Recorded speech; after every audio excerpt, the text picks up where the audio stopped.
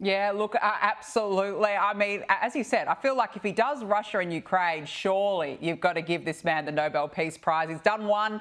Let's see what else he can do.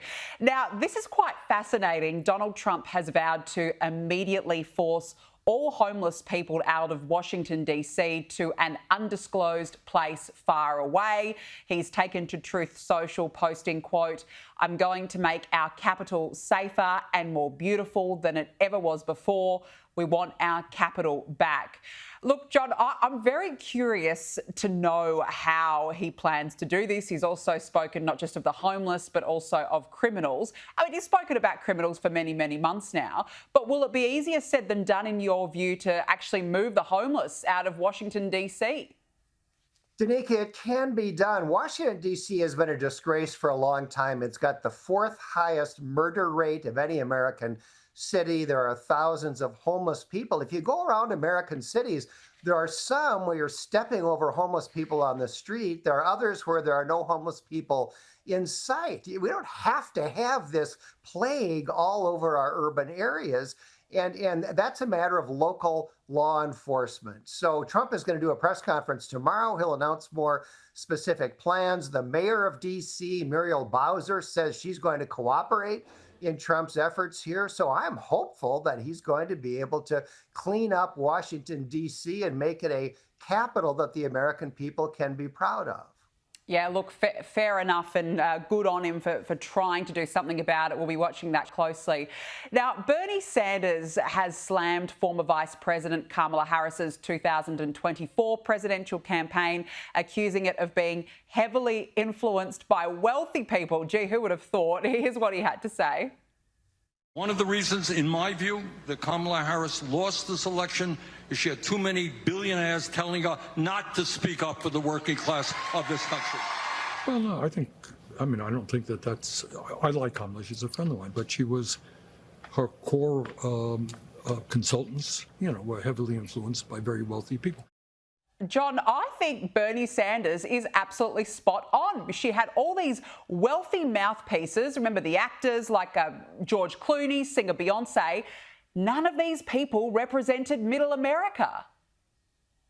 Well, here's the problem, Danica. The Democrats are the party of the wealthy. It's not just Kamala Harris. And by the way, Bernie Sanders himself is wealthy.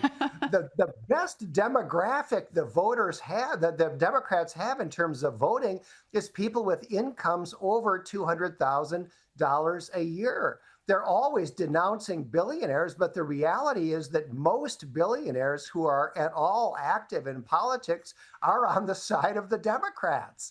It is the Republicans who are now the party of the working class. The Republicans have figured that out and they're proud of it. But the Democrats really haven't yet come to grips with it, and they don't really have a good way to talk about it. No, clearly, but you're right about Bernie Sanders, but for once I actually agree with him. He's not wrong, I feel like, what he just said. Now, look, the Global Government Surplus Auction House, this was commissioned by the Biden administration to sell $350 million in unused components of Donald Trump's border wall. It's now claiming that it plans to coordinate with Trump to return some of those materials back to the federal government. John, make sense of this for us. How do you think this would work, and is it a good thing? Well, what's going on here, Danica, is that Trump was building this border wall between the U.S. and Mexico. And when Joe Biden came in 2021, one of the first things he did was to stop construction of the wall. And at that time, the federal government had bought something in the vicinity of $300 million worth of materials that had not yet been installed, that were awaiting construction. And those materials started getting auctioned off at pennies on the dollar. It was kind of a scandal. So Trump is now trying to get those materials back. And this big auction house has said that they are going to sell the materials back to the federal government at cost. And so that's better than what was happening before. But I think the significant thing is that construction on that border wall is once again underway. Yeah, absolutely. It's about time. I mean, it was obviously a key election promise, so no doubt I'm sure Trump would want to get that back up and running. Now, Vance, he's been overseas saying that he does not want the UK to go down what he calls the very dark path to losing free speech. Here he was speaking at a meeting with Britain's Foreign Secretary.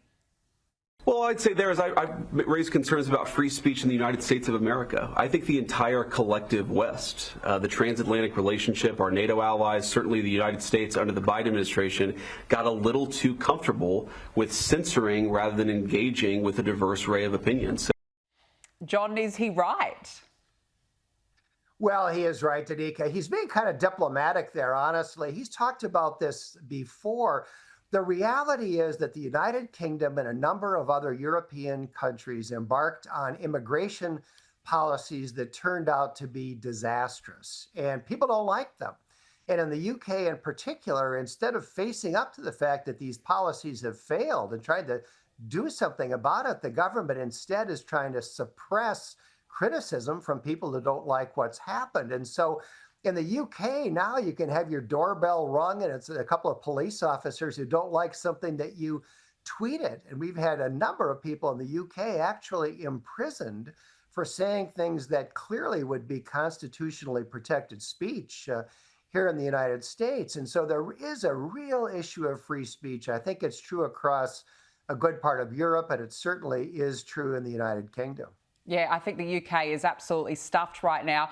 Before I let you go, John, I want to ask you, I mean, we've had JD Vance basically telling the UK off in front of the Foreign Secretary over there. A couple of weeks ago, Donald Trump was in the UK saying pretty much the exact same thing to the UK Prime Minister. What do you make of this technique the White House is using, going to these countries and just telling it like it is? Well, Donald Trump says what he thinks. You don't have to sit there and speculate about what Donald Trump thinks about something. He'll tell you. And to be honest, Danica, I think these are conversations we need to have. I think that the Europeans needed to be told that they should step up and play their part in NATO. They needed to contribute, and they weren't doing it. They now agree with that. And I think that similarly, it's a good thing for Trump and Vance to say, look, we in the West have for hundreds of years been committed to free speech. It's really the foundation of democracy, and we're seeing it start to slip away. I think it's good that they are pointing these things out. I completely agree. It's good that they're saying it like it is, and gee, it makes for some good television as well, I've got to say. John Hinderaker, nice to chat with you. Thanks very much for joining us on the show this evening.